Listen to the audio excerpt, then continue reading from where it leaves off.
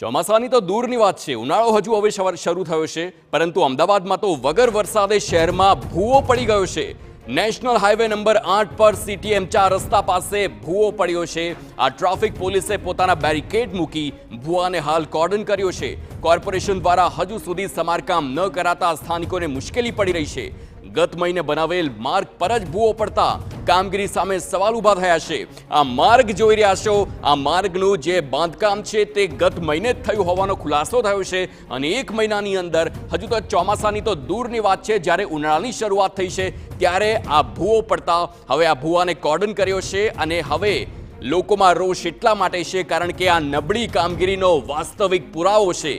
આ નબળી કામગીરીના કારણે કોઈ મોટી હોનારત સર્જાય, કોઈ અકસ્માત સર્જાય તો નવાય નહીં, પરંતુ આ પ્રમાણેના ભૂવા હોય છે તે મોટા ભાગે ચોમાસાની સિઝનમાં સામે આવતા હોય છે, જ્યારે વરસાદ પડે અને પાણી ભરાય અને સાથે જ રોડની હાલત બિસ્માર થાય, પરંતુ હવે તો ઉનાળામાં જ આ ભૂવાના દ્રશ્યો સામે આવે છે।